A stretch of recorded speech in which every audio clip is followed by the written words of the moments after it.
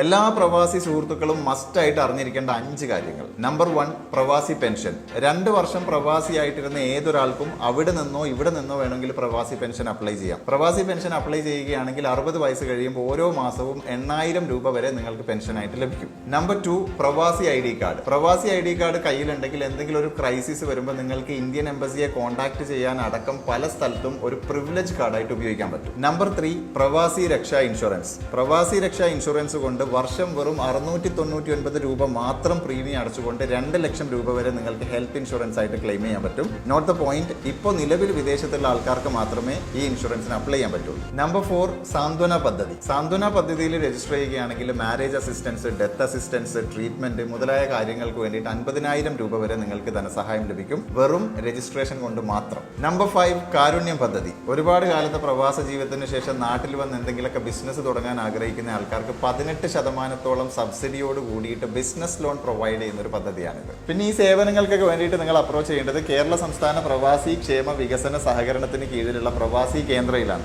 എനിക്ക് ഈ വിവരങ്ങളൊക്കെ തന്നിട്ടുള്ളത് നമ്മുടെ കണ്ണൂർ പുതിയ തെരുവിലുള്ള പ്രവാസി കേന്ദ്രയാണ്. അപ്പം നിങ്ങൾക്ക് എന്തെങ്കിലും ഒരു സഹായം വേണമെന്നുണ്ടെങ്കിൽ, എന്തെങ്കിലും ഒരു സർവീസോ വിവരങ്ങളോ വേണമെന്നുണ്ടെങ്കിൽ ലോകത്ത് എവിടെ നിന്ന് ഇവരെ കോൺടാക്ട് ചെയ്താൽ മതി. ഞാൻ ഡീറ്റെയിൽസ് വീഡിയോയിൽ തന്നെ അറ്റാച്ച് ചെയ്തിട്ടുണ്ട്. പിന്നെ മിക്ക പ്രവാസി സുഹൃത്തുക്കൾക്കും അറിയില്ല ഈ കാര്യങ്ങളൊന്നും. അതുകൊണ്ട് തീർച്ചയായിട്ടും നിങ്ങളുടെ എല്ലാ പ്രവാസി സുഹൃത്തുക്കളിലേക്കും ഈ വീഡിയോ ഒന്ന് ഷെയർ ചെയ്യണേ.